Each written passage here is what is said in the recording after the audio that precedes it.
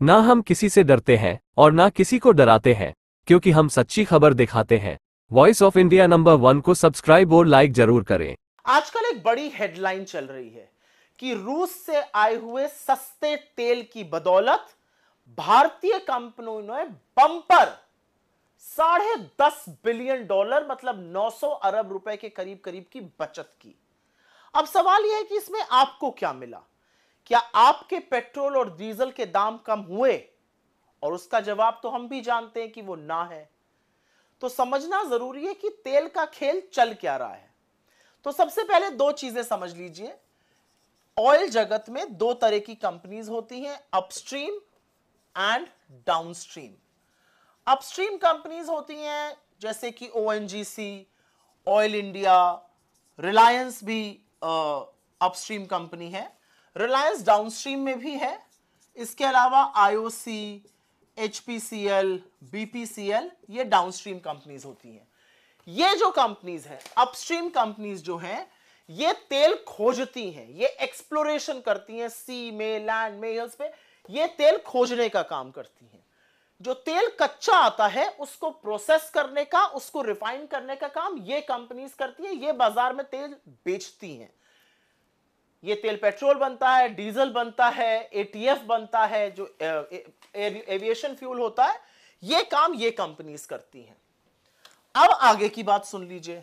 हिंदुस्तान में आपको पता है कि करीब करीब 85% हमारा जो क्रूड की रिक्वायरमेंट है, जो कच्चे तेल की जरूरत है, वो आयात होती है, वो इंपोर्ट होती है। और यह आंकड़ा नरेंद्र मोदी जी के प्रधानमंत्री बनने के बाद और बढ़ा है, क्योंकि देश में एक्सप्लोरेशन घटा है। 85% कच्चा तेल हमारा बाहर से आता है, खाड़ी के देशों से आता है, इधर उधर से आता है। फिर रशिया और यूक्रेन की वॉर होती है, युद्ध छिड़ा, और युद्ध छिड़ने में पश्चिम के देशों ने रूस का तेल लेने से मना कर दिया। एक बात और भी है कि रूस ने अपने तेल पर भारी डिस्काउंट दिया, तो इंडिया ने रूस से तेल खरीदना शुरू कर दिया। रूस सस्ता तेल इंडिया को बेच रहा था, और इतना तेल आ रहा है रूस से कि रूस जो कभी बड़ा मामूली सा खिलाड़ी होता था, आज मतलब हमारे ट्रेडिंग में, आज हमारे ट्रेडिंग पार्टनर्स की टोली में शामिल हो गया। हमारे और उनके बीच सबसे बड़ी कमोडिटी ऑयल की ट्रेड हो रही है।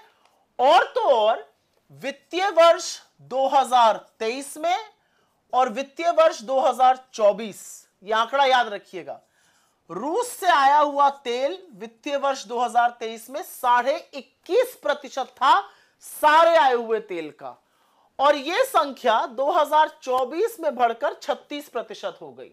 जहां तक मेरी याददाश्त है, मुझे लगता है 223 मिलियन टन तेल हमने आयात किया था वित्तीय वर्ष 2024 में।